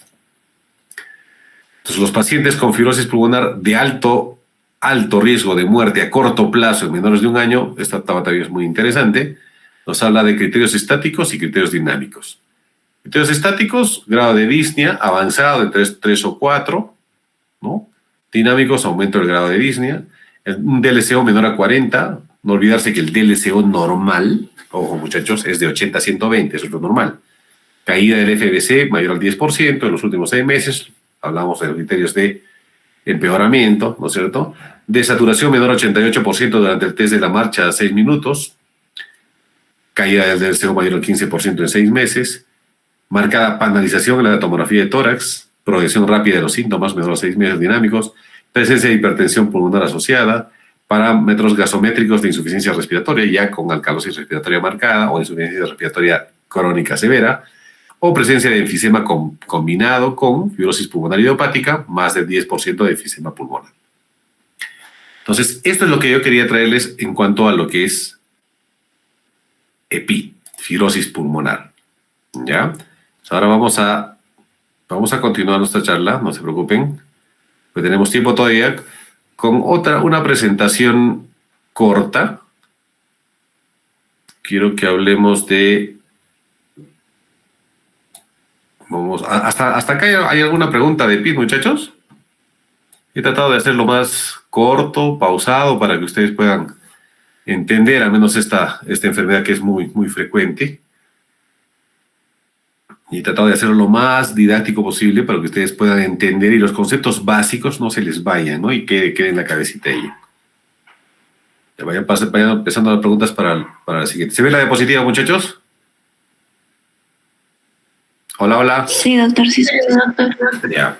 Pues vamos a leer esta segunda charla, que es bastante cortita, que es de tumores benignos, que es el penúltimo tema de la diapositiva, pero me pareció importante ponerla de una vez en esta sesión virtual. Entonces empezamos. Vamos a hablar de neoplasias benignas pulmonares. Ojo, benignas pulmonares.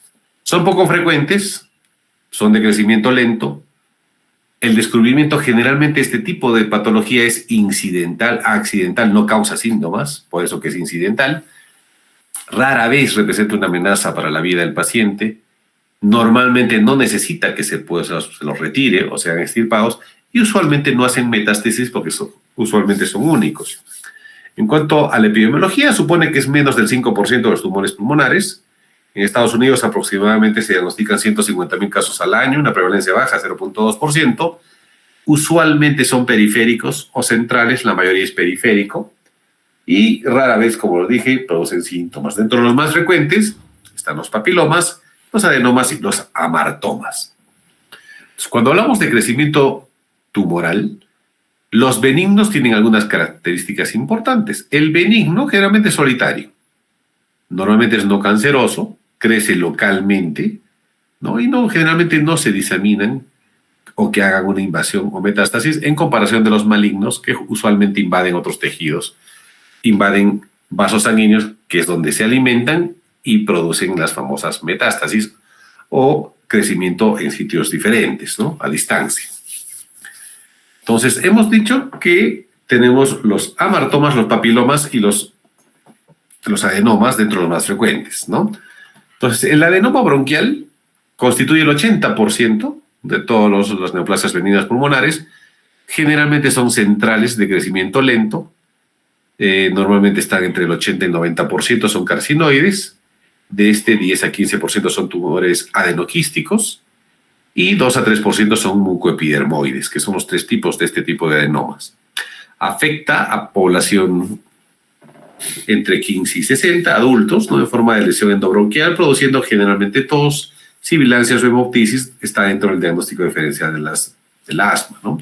Supone un 50% de los tumores benignos, 50%. El 80% estaba confundiendo al principio cuando decía el 80% son centrales de ubicación, pero supone el 50%, que es la mayoría de los tumores benignos de pulmón. Este es un adenoma, como ustedes pueden visualizar, una placa lateral. Ahorita vamos a ver otra imagen más característica. El amartoma tiene otra característica, porque a esta generalmente la llamamos como en pocor, ¿no? En palomitas de maíz. Esa es la característica de la imagen. El amartoma es una neoplasia benigna compuesta por una mezcla de elementos de tejidos normales y una proporción anormal. Pues es una mixta, es una combinación de cartílago, tejido conectivo, grasa, músculo y epitelio respiratorio. Los amartomas normalmente son solitarios, crecen lentamente y estos pueden dividirse entre parenquimatosos y de tipo central o endobronquial, o sea, puede estar dentro del bronquio como afuera. Se describen tumores derivados de tejido muscular, cartilaginoso, celómico y neural, todos ellos muy raros, con formas generalmente bien definidas, que rara vez se calcifican y no se cavitan. No tienen una localización definida y por regla general la característica benigna siendo muy, muy rara la obstrucción bronquial o la telectasia. La forma que tiene el amartoma es como una palomita de maíz, como un pocor, por eso que Al POCOR se la caracteriza o se le identifica por esta forma que tiene, ¿no? Como una palomita de maíz o POCOR. Su incidencia a los 60 años, más frecuente en varones, como en la mayoría de enfermedades, como siempre lo digo, suele contener componente de tejido pulmonar desorganizado, ya lo dijimos, cartílago, celómico, bronquios, pelos, etc. Raramente son malignos. Es necesario extirpar para su diagnóstico, sobre todo si es fumador. O sea, si tenemos un amartoma en un paciente con antecedente de hábito tabáquico, ahí sí se tiene que sacar para descartar que en el tiempo tiende a malignizarse. Acá está más clara la imagen. Es una imagen como una palomita de maíz, ¿no? Básicamente, que se puede ver a la imagen, a la tomografía. El amartoma. Los papilomas usualmente los vemos claramente, ¿no? Los papilomas se presentan un 5% de las patologías endobronquiales, se relaciona con antecedente de traqueotomía previa. Los pacientes que han sido entubados tienen este tipo de lesiones. En los niños son múltiples y no tienden a malignizar. Sin embargo, cuando aparecen en adultos pueden ser únicos y pudiesen malignizarse. Desde el punto de vista macroscópico, se presentan como excrescencias verrucosas, generalmente sésiles y adheridas a pared bronquial, infiltrados de linfocitos y cubiertos totalmente de epitelio cuboidal o escamoso, ¿no? Listo. Entonces, los papilomas normalmente son tumores benignos raros. Si estamos hablando de papilomas endobronquiales, estamos dentro del tubo bronquial, tráquea y bronquios. Mayormente papiloma escamoso es el que predomina. La edad en la cual se localiza normalmente está entre los 50 a 60 años. Varones más afectados en relación 6-1. Ojo, ¿eh? ¿Cuál es la enfermedad o cuál es la neoplasia más común que tiene relación 6-1? Papiloma endobronquial. En cuanto a la mujer, lógicamente, ¿no? Puede afectar laringe, tráquea, bronquios. Puede relacionarse con etiología viral o inflamatoria, ¿ya? El papiloma, hemos visto varias cuerdas, se presenta en dos formas principales, un solitario y múltiple. El solitario en bronquio, frecuentemente endotraqueal, puede llevar a la obstrucción con atelectasia y un absceso distal, normalmente se retira. Puede presentarse entre el quinto y séptimo edad o década de la vida. Y los múltiples, papilomatosis, frecuentemente asociada a papiloma de la laringe, ¿no? Los adenomas bronquiales, lesiones intrabronquiales, el 80% de estos son centrales, representa el 50% de todos los tumores benignos, hemos visto ya al principio, no estoy repitiendo lo que dije al principio, 80 a 90% son tumores carcinoides, 10 a 15% de adenomas quísticos o cilindromas. Esos deben ser extirpados, puesto que aunque son benignos, crecen en profundidad y pueden ser agresivos en el tiempo. 2 a 3% son tumores microepidermoides, ¿no? Como ustedes están viendo en la imagen, necesariamente se tiene que extirpar este tipo de lesión por la producción de obstrucción que pudiesen condicionar. Se presenta con mayor frecuencia en pacientes entre 15 y 60 años, mayormente 45 años, ¿no? Te consideras como cistoadenomas. Es igual que la diapositiva inicial, si se acuerdan. Esos tres son los más frecuentes. Adenoma, papiloma y amartomas. Son los más frecuentes. Pero hay uno en particular que siempre nos hace confundir, que es el famoso nódulo pulmonar solitario. ¿Y por qué se llama nódulo pulmonar solitario? Porque es uno, ¿no es cierto? Es uno y es generalmente periférico. Entonces, el nódulo pulmonar solitario es una lesión única, redondeada de tejido pulmonar sin otras patologías aparentes. Tiene un diámetro no mayor a 3 centímetros, lógicamente, porque si fuese más de 3 centímetros la lesión, muchachos, ¿qué sería? Una masa, ¿no es cierto? Puede tener cualquier forma, calcificado o no, cavitado o no. Normalmente a veces está cerca a la pleura, ¿no? O normalmente está cerca a un pulmón mayormente aireado. La masa, lógicamente, que es aquella tumoración mayor a 3 centímetros, que ustedes ya la conocen. Se observa con más frecuencia en la práctica, igual su diagnóstico es incidental, 150,000 casos al año. Es una lesión bien definida, ¿no? Que tiene cualquier contorno, cualquier clasificación. Está repitiendo la diapositiva anterior, perdón. El 60-65% de todos los nódulos pulmonares solitarios son benignos. 60-65% es bastante alto, aumentando hasta un 90% la proporción de benignidad en determinadas zonas, ¿no? Hay que considerar afecciones como la tuberculosis, estamos frente a un solitario, acá como podemos ver acá, o algún tipo de infección de tipo micótico, ¿no? Fúngico. Ahí tiene que corroborar el antecedente epidemiológico. Lógicamente que en nuestro medio, si vemos una lesión de este tipo, cavitada, la primera para nosotros va a ser TB, ¿no? El nódulo pulmonario, 60-65 benignos. Los granulomas benignos constituyen el 40% y aumentan en zonas endémicas, en las zonas donde hay TB o micosis, zonas orientales. El cáncer es la segunda causa de nódulo pulmonar solitario. De ellos, el 25% son adenocarcinomas. Ojo, el nódulo pulmonar solitario, dependiendo de las características que presente a nivel tomográfico y componente epidemiológico, se debe hacer seguimiento para evitar que lleguen a un cáncer. ¿Ok? Entonces, ¿cuáles son las diferencias entre un nódulo pulmonar solitario y una masa pulmonar? Y ya lo hemos dicho inicialmente, es el tamaño, 3 centímetros. Un nódulo pulmonar solitario tiene que ser menos de 3 centímetros, lógicamente, porque una masa es mayor a 3 centímetros, ¿no? Estoy redondando.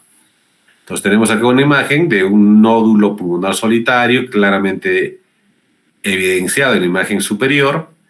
Tenemos un papiloma, ¿no es cierto? Y tenemos un amartoma, ¿no? O imagen en poco comparado. Lógicamente que la imagen está magnificada, ojo. Nódulo pulmonar solitario. Entonces, ¿qué características tiene? Si el nódulo mide menos de 1.5 centímetros, es más probable que el pronóstico sea favorable. Si es más frecuente su diagnóstico a partir de los 40 años, ¿no? Esté en las zonas aireadas, ojo, aparece con mucho menos a 0.2% de radiografía de tórax, o sea, es bastante ínfimo su porcentaje, o sea, es menos del 0.5%. De 100, 1 podría presentar, o menos 1, ¿no? Por eso que es bastante baja. ¿Cuáles son las causas del nódulo pulmonar solitario? Hay causas infecciosas, neoplásicas, micóticas, metabólicas, traumáticas e inmunológicas. Dentro de las causas infecciosas o granulomas infecciosos, de origen bacteriano, la TB a la cabeza, las micobacterias atípicas, la fiebre Q, la nocardia, ojo, la nocardia, la brucela nos pueden presentar un nódulo pulmonar solitario de origen bacteriano. Micóticos, histoplasma, aspergilosis, coccidioides, micetoma, parásitos, equinococosis, dilofilariasis, parásitos, ojo, equinococosis, o sea, la hidatidosis nos puede dar, si está calcificado, un nódulo pulmonar solitario. En cuanto a neoplasias, carcinoma pulmonar, tumor carcinoide, amartomas, tumor benigno, carcinoma bronquioliolar, metástasis a distancia, linfomas, mieloma múltiple. Inmunológicas, nódulo reumatoideo, granulomastosis de Wegener, metabólicas, traumáticas y misceláneas. Esta diapositiva también es importante que lo sepan bien, muchachos. Ojo, no causas de nódulo pulmonar solitario. Listo. Acá se saltó esto, lo mismo que mencionamos anteriormente, tumores benignos, amartoma, condroma, linfoma, linfangioma, hemangioma, endometrioma, vasculares, fístulas arteriovenosas, varices pulmonares, misoleáneos, esto para causas de nódulos, infarto pulmonar, bronquiolitis obliterante con neumonía, silicosis, esplenismo intratorácico, amiloidosis, quiste broncogénico, neumonía redonda, bula rellena, implantación mucoide, son las causas dependiendo de las lesiones, ¿no? Lesiones vasculares que pudiesen condicionar, fístulas arteriovenosas y varices pulmonares podrían condicionar un nódulo pulmonar solitario. Los nódulos pulmonares solitarios benignos e inmunológicos, un 4-20%, granulomatosis de Wegener, nódulo pulmonar reumatoideo. Si está en zona subpleural periférica bien definido, normalmente puede ser liso, puede tener con o sin calcificación, pero normalmente pudiese haber cavitaciones, ¿no? En este tipo de características, desde el punto de vista benigno. Desde el punto de vista maligno, los cánceres van a estar en la cabeza.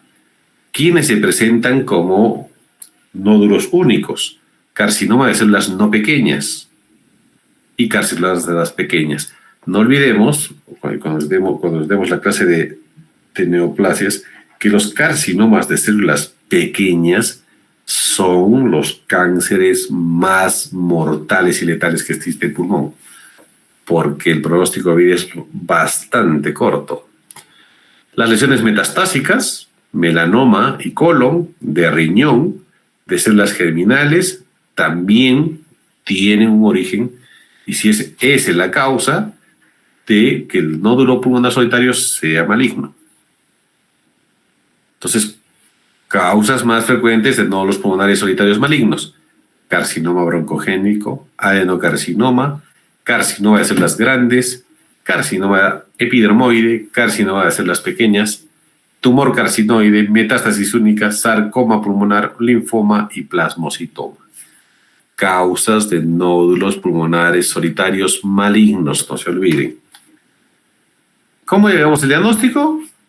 Incidental, ¿no? Hallazgo radiológico, el estudio debe ser siempre, tenemos que apoyarnos de la tomografía o un TACAR para seguimiento y diagnóstico. Se tiene que definir fundamentalmente los bordes. Tenemos que valorar la densidad, si es heterogéneo, homogéneo, si está calcificado, si está cavitado y, lógicamente, la velocidad de seguimiento. Eso es clave en los nódulos. Por eso que cuando encontramos un nódulo pulmonar solitario, se debe hacer un seguimiento radiológico. Cuanto al diagnóstico, una historia clínica y un exhaustivo examen físico, pruebas de laboratorio, radiografía de tórax, tomografía, un TACAR o, si tenemos mucha duda, un PET-CT para ver si hay actividad, ¿no? Un PET-scan. Técnicas invasivas, fibrobroncoscopía, un BATS, ¿no? Una biopsia aspiración con aguja fina o una biopsia aspiración transtorácica, una toracotomía o resección del nódulo. Si tenemos antecedente epidemiológico de exposición a biomasa o fumador, más que todo fumador, se tiene que hacer la resección, ¿no? de esa imagen. ¿Cómo se hace seguimiento? Como mencionamos en la diapositiva, lesiones hasta 1.5 de diámetro, en caso de ser malignas, tienen mejor pronóstico que las de mayor tamaño, ojo. Si existiera antecedentes, ya sea radiológicos, tomográficos, de un nódulo similar, con más de 2 años de antigüedad, se podría descartar estudios posteriores. Ojo. ¿Lo que significa? Que si identificamos un nódulo pulmonar solitario y le hacemos un seguimiento trimestral, semestral, pasado 2 años no hay modificaciones, podríamos ya descartar estudios de seguimiento posterior porque ya tratamos de un nódulo pulmonar solitario benigno. Los bordes, normalmente es importante que no sean irregulares, espiculados. Si estos bordes son irregulares y espiculados, tiene una posibilidad alta de ser malignos en un 90%. Por eso es importante la característica. La tomografía es la técnica más específica y sensible y puede examinar el tamaño, forma, calcificación y borde del nódulo. Tipo 1, no habría por qué preocuparnos. Tipo 2 hay que observarlo. Pero tipo 3 y tipo 4, como ven la característica, espiculados, irregulares, puntiformes, definitivamente la tendencia y la posibilidad de malignizarse, como vimos en la diapositiva anterior, es del 90%. Imágenes de un nódulo pulmonar solitario por tomografía. Miren esta de bordes bastante irregulares y comparen esta, la de abajo. Definitivamente hay mucha diferencia. Está irradiado, espiculado, como si fuese una estrella, ¿no? Este tiene bordes bien definidos, homogéneo aparentemente, y este no. Este es un cáncer claramente definido, ¿no? Las calcificaciones, la existencia de calcificaciones sugiere la posibilidad de benignidad, ¿no? Si se calcifica definitivamente o tiene densidad cálcica, la posibilidad de benignidad es alta. Un patrón laminado central es típico de un granuloma, también sigue siendo benigno. Un clásico patrón de tipo palomitas de maíz o polcor, hablamos de un amartoma, ¿no es cierto? Es benigno. Las calcificaciones excéntricas o irregulares son sospechosas de malignidad. Definitivamente, si hay una alteración en la morfología o en la densidad es heterogéneo, va a ser sospechoso de malignidad, sin duda alguna. Los patrones de calcificación, difuso, lamelar, en palomitas de maíz o central, ¿no? El difuso nos tiene que llamar la atención, el lamelar por ahí. Amartoma, palomitas de maíz o central, nos va a dar criterios de benignidad, ¿no? Vemos acá una lesión en mediastino bastante marcada, un foco de calcificación de este nódulo que resultó ser un carcinoma broncogénico. Este demasiado central es muy grande, ¿no? Como ustedes pueden ver, era grande en una masa, ¿no? Representa una calcificación persistente, postinfecciosa, que fue englobada por una lesión tumoral en su crecimiento. Este tipo de calcificación no confiere benignidad al nódulo. Definitivamente, una calcificación en un nódulo o una masa tan grande nos apunta a malignidad y, lógicamente, la ubicación. Normalmente los nódulos pulmonares solitarios periféricos son aquellos que son benignos, pero no hay que olvidarnos también de las características, porque el adenocarcinoma también tiene tendencia a ser periférico. Entonces, la cosa es la característica. En cuanto al crecimiento, el tiempo de duplicación, los nódulos pulmonares solitarios que tienen este tiempo estimado entre 20 y 400 días podrían ser malignos. Los mayores de este lapso podrían corresponder a neoplasias benignas. O sea, si crece en tamaño en este lapso de tiempo, a 400 días, un año, hay que pensar en malignidad. Pero si en este lapso de tiempo sobrepasa y se mantiene el mismo tamaño, hay que pensar que es un nódulo benigno, ¿no? Y si el tamaño es menor a 20 días, hay que pensar en una posible lesión infecciosa de tipo aguda. Entonces, el seguimiento debe ser por radiología y tomografía. Lo ideal es tomografía trimestral. Hay que valorar la densidad. Si bien las lesiones malignas registran mayor densidad, medidas por unidades Hounsfield, presenta una gran variabilidad, por lo que en la actualidad no es un elemento determinante. En cuanto a la localización, no se debe olvidar que la mayoría de lesiones malignas, más del 60%, se ubican en lóbulos superiores. El adenocarcinoma, que es la neoplasia más frecuente, un 70-75% de las neoplasias pulmonares, son superiores y periféricas. Una radiografía anteroposterior, miren la lesión en esta placa de rayos X, muestra un nódulo de 1.5 de aspecto benigno, un granuloma calcificado, ¿no? Tiene densidad cálcica, bordes relativamente conservados, no hay mucha deformidad y tampoco no hay ningún tipo de heterogeneidad en la densidad, ¿no? Nódulo pulmonar solitario. O este de acá, este sí definitivamente nos llama mucho la atención, ¿no? Es grande, márgenes lobulados, carcinoma broncogénico mostrando márgenes lobulados en la radiografía simple de tórax. Y hay dos lesiones acá, ¿no? Una lesión espiculada, ¿no? Bordes irregulares, ¿no? Espiculados, que definitivamente dan la tendencia a una masa pulmonar, probablemente tipo maligno, ¿no?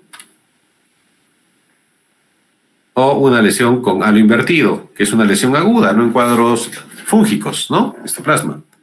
En hongos, definitivamente esto es el signo del halo invertido, ¿no? Es como una corona, ¿no? Es un halo que envuelve la lesión, histoplasma de tipo benigno. Entonces, ¿en cuáles tenemos riesgo de malignidad? Y esta diapositiva que es muy importante. El diámetro, bajo riesgo, si es menor a 1.5, moderado riesgo si es entre 1.5 y 2.2, alto riesgo si es mayor a 2.2. Ojo. Calcificación, bajo riesgo, patrón benigno, moderado, patrón indeterminado mixto, alto riesgo, ausente o patrón maligno. Los bordes, si es regular y liso, bajo riesgo. Si tiene un patrón lobulado, moderado riesgo. Y si es irregular o espiculado, alto riesgo de malignidad. Tiempo de duplicación, menor a 20 días o mayor a 2 años, bajo riesgo. Si está entre 20 y 400 días, alto riesgo, si empieza a duplicarse o aumentar de tamaño. La edad, menor a 35 años, bajo riesgo, 35 a 50, moderado riesgo, mayor a 50, alto riesgo, que se presenta en estas edades, hay que sospechar de anemia, lógicamente. Si hay antecedente tabáquico, bajo riesgo, no fumador, fumador moderado riesgo, y si es fumador mayor a 20 Paquier, alto riesgo.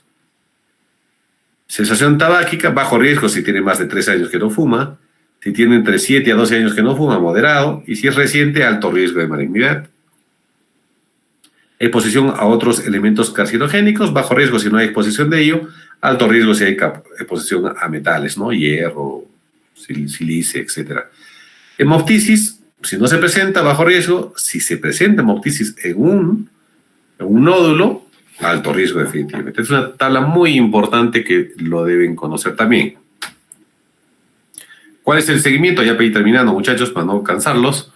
El nódulo pulmonar solitario, hay que definir el grado de malignidad. Si es de baja malignidad, el seguimiento debe ser por tomografía a los 3, a los 6, a los 9, cada trimestralmente hasta llegar a los 2 años.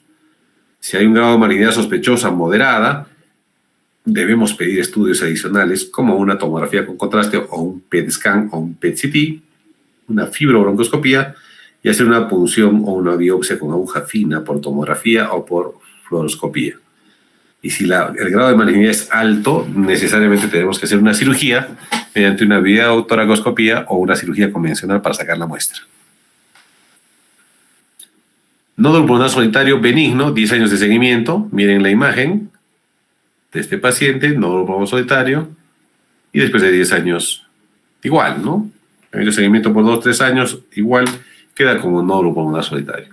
En comparación con un nódulo de imagen en sol naciente, como si estaría saliendo el sol, ¿no es cierto? Al año de seguimiento, miren cómo está la lesión, imagen en sol naciente, ya con satélites, nódulos adicionales tipo metástasis que compromete el lóbulo continuo. Por eso es importante el seguimiento. Muchos pacientes dejan de hacer el seguimiento y ahí es donde se complica la patología y la mortalidad también aumenta. Esta es una imagen en la cual se hace una biopsia con aguja fina por tomografía, ¿no? Biopsias de un nódulo pulmonar solitario es lo ideal para saber qué tipo de celularidad o estirpe tiene esto. Con aguja en punta, ¿no? Bien cómo entra por tomografía. Lógicamente guiado con un radiólogo experto, ¿no? Para identificar y cómo queda, ¿no? El trayecto suele ser sangrado, pero ya tenemos el diagnóstico, ¿no? La estirpe celular, que es muy importante, es la forma de abordar. En cuanto al tratamiento, lógicamente que depende de la causa, la conducta terapéutica será según el seguimiento tomográfico. Ante la sospecha de malignidad, no se debe realizar la biopsia. Los nódulos pulmonares solitarios por metástasis o por NM, básicamente en lóbulos superiores, van a tener bordes o márgenes mal definidos, van a ser lobulados o umbilicados, puede haber calcificaciones muy raras, puede haber en un porcentaje menor, 2 a 10%, calcificaciones o cavitaciones, perdón, y sobre todo la característica, ¿no? Heterogéneos, ¿no? Diferentes densidades que nos dan la sospecha de malignidad. La cirugía es una alternativa diagnóstica, ¿no? La toracotomía para la resección de un nódulo maligno conlleva un riesgo de mortalidad del 0.3% si el nódulo es benigno. La toracoscopía supone mucha menor morbilidad y menos días de ingreso hospitalario. No hay diferencias de supervivencia entre ambos abordajes. El objetivo es saber el estirpe celular y tratar, ¿no? Fundamentalmente. Es una imagen final de un nódulo o cómo empieza el cáncer, ¿no? Y bien, eso era lo que quería presentarles ahora, muchachos. Espero que me hayan entendido, que me haya dejado entender con esta charla de estas dos patologías que son muy importantes y que ya vayan diferenciando patología pulmonar aguda y crónica, ¿no? Nos falta neoplasias malignas, donde ya vamos a abordar un poquito lo que es cáncer de células pequeñas, células grandes, carcinoma bronquioalveolar, epidermoide y adenocarcinoma, que es el más frecuente. ¿Alguna pregunta, muchachos? ¿Todo bien? ¿No se me han dormido? Hola, hola, ¿están ahí? Todo está claro, doctor. Ok. Ya, muchachos, vayan a descansar, terminen la última hora que queda las últimas 2 horas que queda de feriado. Nos vemos el próximo martes con, me parece que es bronquiectasias y sarcoidosis, ¿no es cierto? Sí, doctor, las exposiciones. Nos vemos el próximo martes, muchachos. Cuídense. Buenas noches. Gracias, doctor. Buenas noches. Buenas noches, doctor.